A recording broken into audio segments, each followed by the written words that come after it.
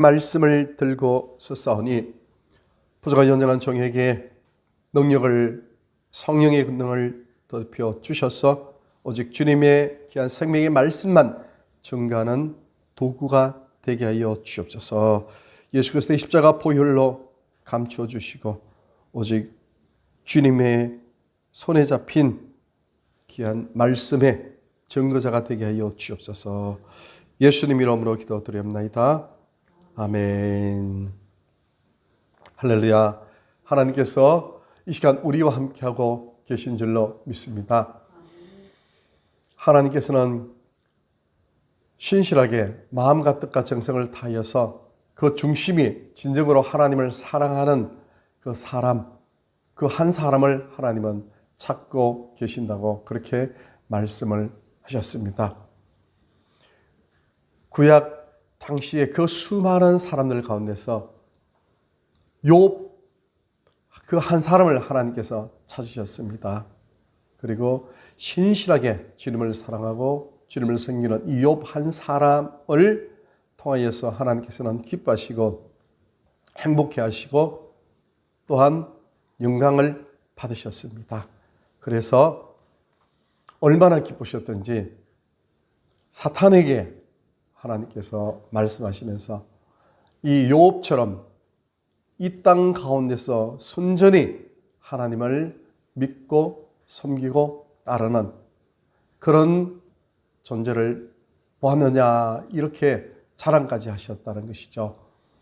그래서 하나님은 중심을 보신다고 하셨습니다. 우리가 정말 중심으로 하나님을 사랑하고 하나님을 섬기면 하나님께서는 세상의 어떤 외형적인 그 모습을 보시는 것이 아니고 진정으로 그 중심을 통하여 하나님은 영광을 받으시고 기뻐하신다고 그렇게 말씀하셨습니다. 외형적으로는 아주 찬란하게 빛나는 그러한 쌍데렐라라든지 그런 것들로 쫙 이렇게 그 교회라든지 아니면 어떤 장소가 치장이 되어 있습니다. 아주 호화찬란하게 빛이 바짝바짝바짝. 그런데 거기에 바짝바짝 빛나는 그 모든 것들은 그냥 크리스탈이라든지 또 유리라든지 아니면 일반 어떤 그 금속으로 그렇게 장식돼서 아주 향찬란하게 예쁘게 쫙 되어 있는 그런 그것이라 할지라도 사람들 외형에 보기에는 그렇게 멋있다 할지라도 그러나 그 어떤 한 곳에 아주 보자기에 아주 그야말로 이 세상에서 가장 큰 다이아몬드, 가장 비싼 그런 다이아몬드가 보자기에 쌓여가지고 그냥 의자 위에 올려있다 이렇게 생각하면 이 가치를 아는 사람은 바깥에 있는 위에서 눈에 보이는 아주 찬란한 그런 모든 장식 그것을 소중히 여기고 가치 있고 대단하다 생각하는 것이 아니고 바로 의자 위에 놓여있는 그 보석을 본다는 거죠. 외형은 보기에 아주 그렇게 아무런 그런 것 같지 않게 초라하게 보인다 할지라도 그 중심이 정말 대단한 것이죠. 마찬가지로 하나님께서는 이 시간 우리와 함께하고 계신 줄로 믿습니다. 우리가 마음과 뜻과 힘과 또 목숨을 다하여서 하나님을 사랑한다면 즉 그것은 우리 영혼을 다하여서 그리고 우리의 인격, 지정의를 다하여서 우리의 호흡과 생명까지 마지막 우리의 힘까지 다하여서 하나님을 사랑한다면 그렇게 사랑하는 그 사람 영혼 그 사람이 곧 하나님 앞에서는 이 세상에서 최고의 보석으로 그렇게 하나님께서는 여겨주신다는 것이죠. 우리가 이 시간 그렇게 하나님께서 가장 기뻐하시는 그러한 보석들이 되기를 원합니다. 하나님께서는 그렇게 우리가 하나님 앞에서 보석들이 되어서 하나님 앞에 서기를 하나님 바라시는데 하나님은 실질적으로 우리를 그렇게 우리를 존중히 여겨주시고 우리의 자존감을 높여주시고 또 우리를 축복해 주시는 그런 모습으로 하나님께서는 우리에게 지금까지 역사해 주셨고 또 그렇게 하나님께서는 말씀을 통해서 그 모든 것들을 우리에게 대면시켜 주시고 보증해 주셨다는 것입니다.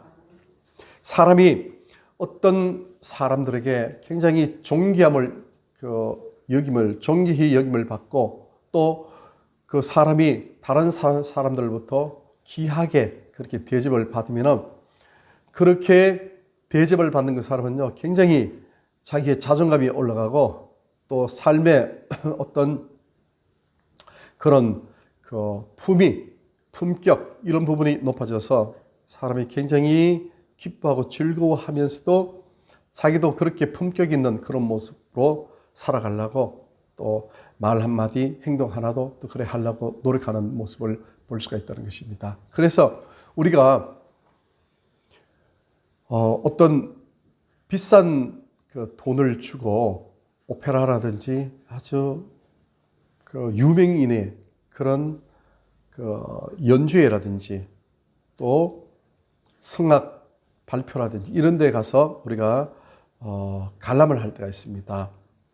그러면은 확실히 그 많이 비싼 뭐 에이스 같은 데는 뭐 그 A급 그런 오페라 같은 경우는 뭐 30만 원짜리 그런 것도 있고요. 그다음에 저 뒤쪽은 한 10만 원 뭐 이렇게 되는 거 있고 어떤 데는 뭐 한 5만 원짜리 이렇게 돼 있는데 하여간 비싼 돈을 주고 앞쪽에 앉아서 거기에서 직접 현장에서 공연되어지는 그런 것들을 관람하고 나오면은 굉장히 마음이 뿌듯하고 또 삶 자체가 굉장히 격조 있고 뭔가 이 사람이 맛있는 음식을 먹고 나면 막 기분이 좋고 아 배부르다 잘 먹었다 아니면은 아주 멋있는 좋은 경치 그런 것들을 보고 나면은 야 정말 멋있는 걸 보았다 이런 것처럼 문화생활도 그렇게 하면은 자기 자신이 굉장히 삶의 만족을 느끼는 그런 모습을 볼 수가 있습니다. 그만큼 존귀히 영김을 받을 때 사람은 굉장히 마음이 든든하고 평안하고 행복하고 스스로 자기 자신을 높이는 그런 자존감이 굉장히 충만해지는 모습을 볼 수가 있다는 겁니다. 그런데 이 사람이요, 어떤 사람에게 대접을 받되 이 사람이 마지막 죽음을 앞둔 그 시점에까지 자기를 사랑한다. 자기에게 뭔가 어떤 것을 주려고 하고 있고 또 가장 소중한 것을 이렇게 맡기고 또 유산으로 그렇게 남겼다. 이러면요, 이 사람은 더욱더 그 분에 대해서 존경을 받은 것에 대해서 자신감이 있고 또 기쁘고 또 행복하고 즐거운 그런 마음을 가질 수가 있다는 것이죠. 자존감이 굉장히 높아지는 그런 모습을 볼 수 있다는 것이죠. 예수님이 오늘 본문에 있는 말씀처럼 예수님이 바로 그렇게 하셨다는 겁니다. 예수님이 이제 얼마 남지 않으면은 얼마 있으면 이제 십자가를 지시고 이 땅에서의 삶을 마감해야 되는 그런 시점에 와 계십니다. 그런데 그 예수님께서 이제 뻔히 얼마 안 있으면 내가 십자가를 질 것이다. 그것을 아시는 그 상황 속에서 예수님의 제자들 앞에서 최후의 만찬을 행하시는 겁니다. 식사를 하시는 거죠. 근데 그 식사는 자기 자신이 십자가에 달려 죽으시는 바로 그 모습을 구약 때 이미 출애굽 바로 직전에 있었던 유월절 잔치 행사, 그 행사를 실질적으로 이제 본인이 실체로 오셔서 그 장면을 거기서 실현하는 겁니다. 실행하는 것이죠. 그래서 제자들과 함께 최후의 만찬을 먹는 겁니다.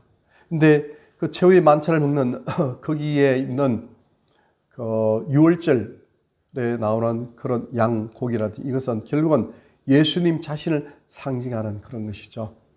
그래서 오늘 본문을 보시면은 그 유월절을 바로 앞두고 유월절 전에 바로 전에 이제 얼마 안 있으면 명절인데 그 바로 전에 예수님께서 자기가 세상을 떠나 아버지께로 돌아가실 때가 이런 줄 아시고 이제 아버지 하나님께로 내가 올라갈 때가 되었다. 이 땅의 사역을 마치고 즉 그것은 십자가를 지고 하나님께로 가야 된다. 그것을 아시고 세상에 있는 자기 사람들을 사랑하시되 끝까지 사랑하시니라 이렇게 말씀하셨습니다.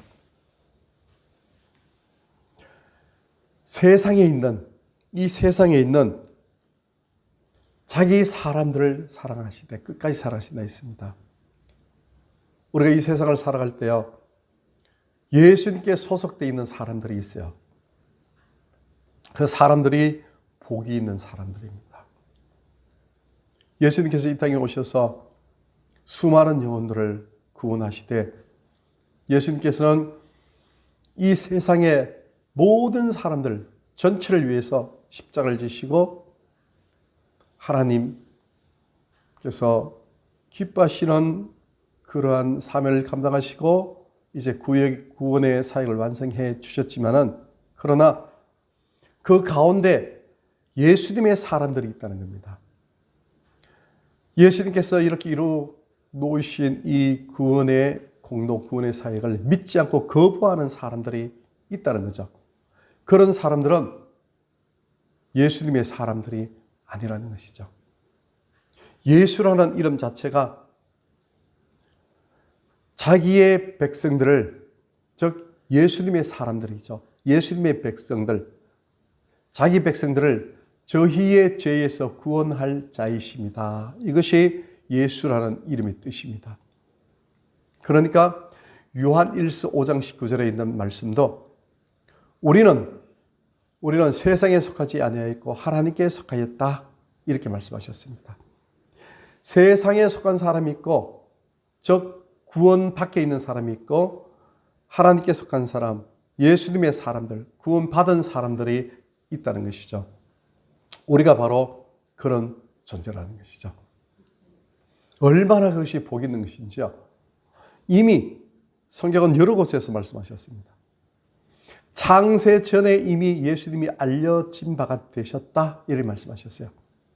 창세 전에 이미 십자가가 섰다는 것입니다. 이 십자가는 이미 창세 전에, 이 천지를 창조하시기 전에 이미 그 하나님 보좌 앞에 섰습니다. 예수님이 계신 그곳에 십자가가 섰다는 것이죠. 그래서 에베소서 1장 4절 보시면은 창세 전에 이 그리스도 예수 안에서 너희를 택하사 말씀하셨어요. 이미 창세 전에 우리가 예수님 안에서, 즉 하나님께서 십자가 위에 계신 예수님 안에서 우리를 이미 택하셨다고 하셨어요. 우리를 구원받기로 하나님 자녀로 우리를 택해 주셔가지고 때가 되어서 우리가 지금 이 시대에 나타났다는 것이죠. 이것을 생각하면 우리는 얼마나 감사하고 기쁘고 행복한 사람인지 우리는 늘 마음속에 가지고 있어야 돼요. 우리의 마음속에 예수님 믿는 믿음의 사람들도 이 우울증이 있고 우울한 사람이 있고 또 낙담되고 좌절하고 낙심하고 이런 사람들이 굉장히 많죠. 이거는 사실은 예수님 믿는 믿음의 사람들 누구나 다 거기에 한 번쯤은 다 그 증상을 나타내게 되는 것이죠. 이 우울증이라는 것은, 우울감, 이것은 이 정신적인 감기입니다. 육신의 감기가 있는데 정신적인 마음의 감기 없는 사람이 없어요. 감기도 모든 사람이 다 걸리잖아요. 정신적인 마음, 이것도 똑같습니다. 한 사람도 예외가 없어요. 누구든지 다 거기에 걸려요. 왜냐하면 사람은요, 실증을 느끼잖아요. 무리하고 따분하잖아요. 좋은 것도 아무리 듣기 좋은 노래도 한두 번이다. 이런 얘기가 있잖아요.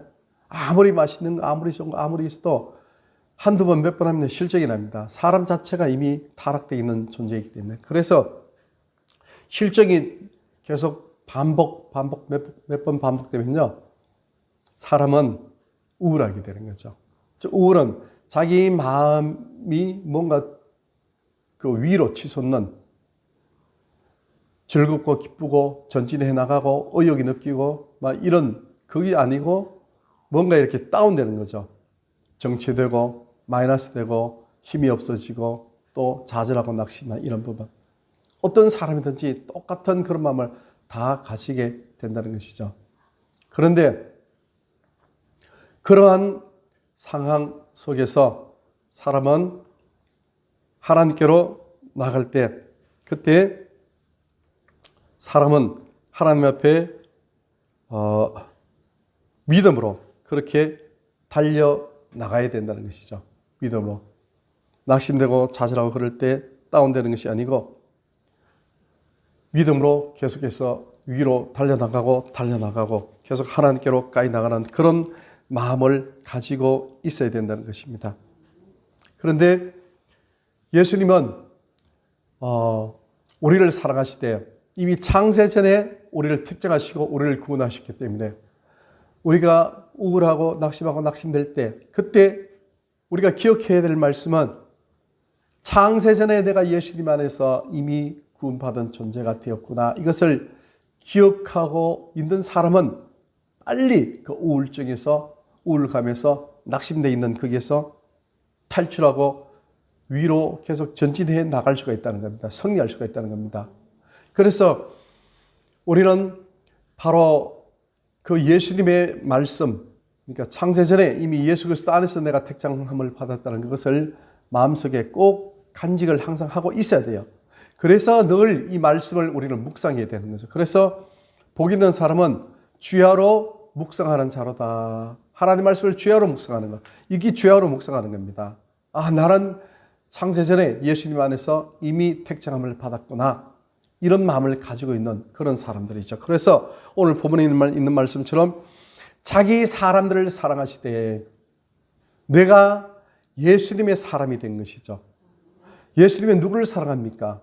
자기 사람을 사랑합니다. 구원받은 하나님의 자녀, 창세전에 택함 받은 우리, 즉 내 자신을 예수님은 사랑하신다는 겁니다. 나를 사랑하신다는 겁니다. 나를. 이것이 굉장히 자기 자신의 자존감을 높이는 겁니다. 나를 사랑하시되 어떻게까지 사랑하십니까? 거기 그런 말씀하시잖아요. 끝까지 사랑하신다. 예수님이요 나를 사랑하시는데 끝까지 사랑하신다는 겁니다. 언제까지요? 예수님이 십자가에 달려 죽기까지도 사랑하신다는 겁니다. 즉 나를 위하여서 예수님이 대신 생명을 그렇게 드리면서까지, 즉 예수님의 목숨까지 바꾸어서 그때까지도 나를 사랑한다는 거니까요. 즉 죽기까지 나를 사랑하신다는 겁니다. 얼마나 크고 얼마나 감사한 겁니까? 우리는 이 믿음을 가지고 있어야 돼요. 이 믿음. 이 믿음이 없고 나약하니까 우리는 좌절하고 낙심하고 또 그 세상을 바라보면서 계속해서 코가 닷자나 빠져가지고 하늘을 안 보고 땅을 바라보고 우리가 휴휴 이렇게 된다는 것이죠. 그런 면에서 끝까지 나를 사랑하시는 우리 예수님을 마음속에 기억하고 있어야 된다는 겁니다. 어떻게 끝까지 사랑하십니까? 비록 내가 허물지고 내가 부족하고 연약하고 쓰러지고 넘어진다 할지라도요. 성경은 내가 넘어지고 또 넘어지고 이렇게 넘어지고 저렇게 넘어지고 그렇게 7번 넘어진다 할지라도 8번째 의인은 일어난다는 겁니다. 예수님은 우리를 붙잡아 주신다는 것이죠. 끝까지 사랑하신다는 것은 끝까지 책임져 주신다는 것입니다. 우리를 그렇게 사랑해 주신다는 겁니다. 이스라엘 백성들이 하나님 앞에서 범죄를 하였습니다. 북이스라엘은 BC 722년에 아시리아에 의해서 멸망을 당했죠.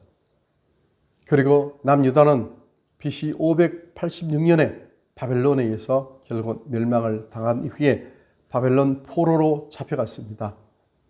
거기에 잡혀가서 70년 동안 거기서 포로 생활을 했죠. 노예 생활을 했고요. 힘들고 고난의 길을 거기 살았습니다.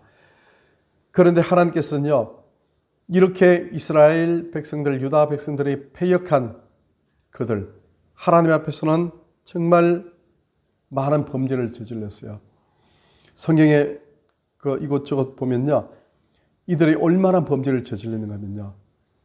가나안에 있는 사람들보다도 더 큰 범죄를 저질렀다고 얘기합니다. 하나님께서 출애굽 이후에 이제 가나안 땅을 정복하지 않습니까? 그때 아브라함에게 가나안 땅을 주시겠다고 약속하신 이후에 400년이 지나고 난 이후에 가나안 땅을 주셨어요. 출애굽한 후에 가나안 땅을 정복했지 않습니까? 그때 왜 하나님께서 바로 가나안 땅을 주시지 아니하시느냐?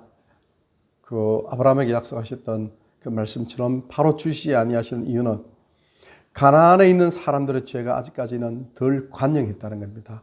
그들이 엄청나게 아주 가증한 일을 행하고 범죄를 했는데 그러나 아직까지는 그 정도까지가 덜 되었다는 겁니다. 그러나 400년이 지난 이후에 도저히 더 이상은 안 되어서 하나님께서 이스라엘 백성들을 출애굽시키고 이스라엘 백성들을 통하여 그들을 다 쫓아내고 하나님 백성들을 거기에 정착시켰습니다. 그런데 이스라엘 백성들 거기서 사는데요.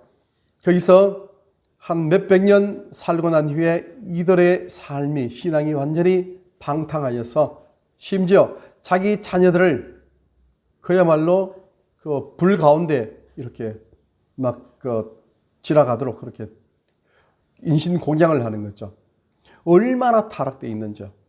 그래서 하나님께서는 도저히 안 되어서 하나님 백성들을 하나님은 다시 불용광로 속에 집어넣어서 거기서 새롭게 하나님은 빚어내시기를 원하셔서 그들에게 인생 막대기, 그 다음에 세상 책직 이런 것들을 통해 가지고 결국 그들을 징계했습니다. 그래서 아시리아 군대와 또 바벨론 군대가 와가지고 그 이스라엘 백성들을 아주 무참히 도륙했고요. 또 그들이 자랑했던 예루살렘 성전 그것을 다 허물고 거기에 있는 기명들 모든 것들을 다 가지고 바벨론으로 옮겨가고요. 수많은 사람들이 죽음을 당하고 또 고통 속에서 노예 생활을 하고 이렇게 됐다는 것이죠. 그런 가운데서 하나님께서는 이 백성들을 완전히 멸망시키고 한 사람도 남지 않고 멸절시키고 그렇게 하지 아니하시고 하나님은 끝까지 이스라엘 백성을 사랑하셨다는 겁니다. 끝까지 사랑하셔서 하나님은 그들 가운데 거룩토기를 남겨두시고 그들을 다시 곡으로 부르시고 또 성전을 짓게 하시고 또 성벽도 쌓게 하시고 그래서 그들에게 다시 하나님께 예배할 수 있는 그런 길을 열어주시고 해서 그들에게 다시 하나님께서 복을 주시고 또 그 후손을 통하여서 예수님이 이 땅에 오시도록 그렇게 해주셨다는 것입니다. 이 땅을 살아가는 동안 우리의 삶이요, 우리의 모습이 때로는 하나님이 정말 나를 사랑하실까? 하나님께서 정말 나와 함께 하고 계실까? 이렇게 생각할 때가 있죠. 왜냐하면 기도해도 기도가 응답이 되어지지 않을 때가 있고 어떨 때는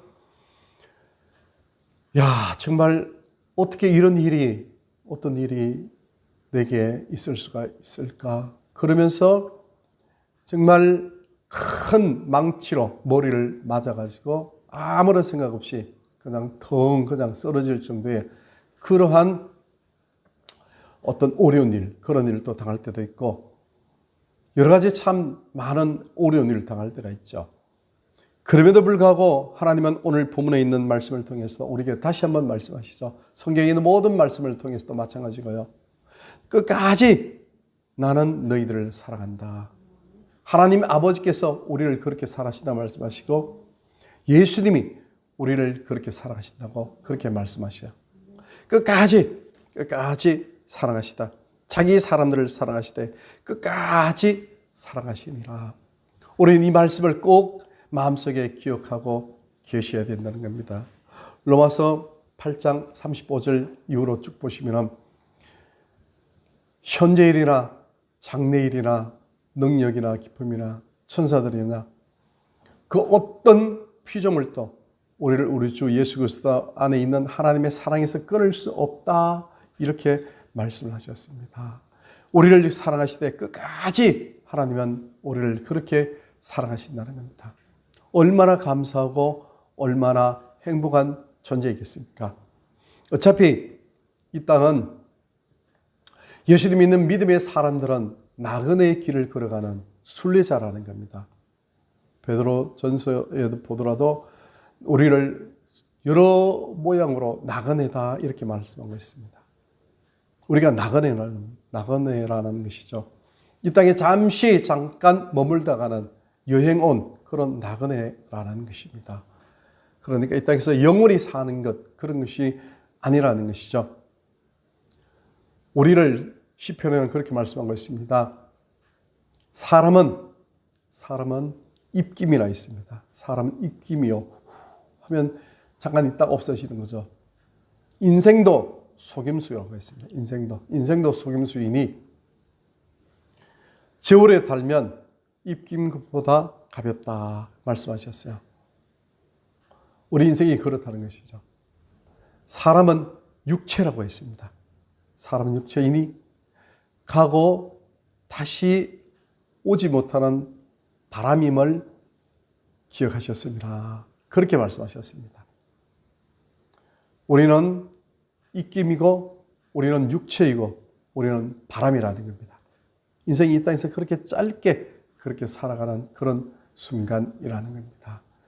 그러나 우리 앞에 놓여진 그 찬란하게 아름다운 하나님의 집, 하나님의 약속의 말씀, 하나님께서 약속해 계신 그 생명은 도저히 이 세상의 것으로서는 상상할 수 없는 그런 정말 가치 있고 아름답고 너무나 놀라운 일이 그 속에 들어있다는 것이죠.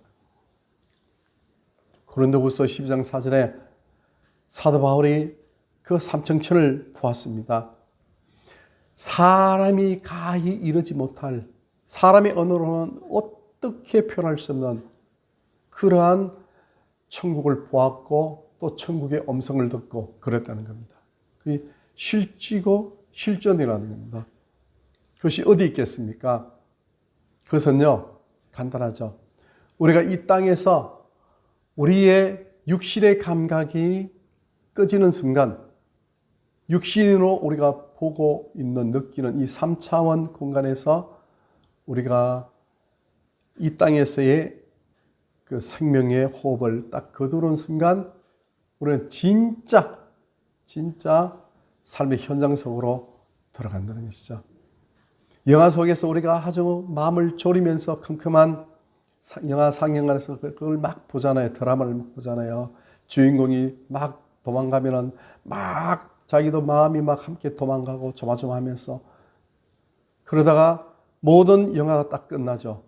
그러고 난 뒤에 영화관 바깥에 탁 나오면은 아주 그냥 밝은 세상이잖아요. 그렇죠? 현실이잖아요. 우리의 모습이 그렇게 되잖아요. 이 세상을 딱 끝나는 순간 진짜의 세계로 들어가는 것이죠. 그 진짜의 세계가 우리에게는 정말 너무너무 아름답게 우리는 예비되어 있고 준비되어 있다는 겁니다. 이 믿음을 가지고 있기에 우리는 예수님 믿는 믿음의 사람들이고 우리는 참 이 세상에서 제일 행복한 사람이고 또 이 세상에서 낙심하고 좌절하지 않고 바른 길로 그렇게 달려나간다는 것입니다. 이 말씀을 우리 마음속에 꼭 새기기를 바랍니다. 요한복음 13장 1절 말씀하고 있잖아요. 자기의 사람들을 사랑하시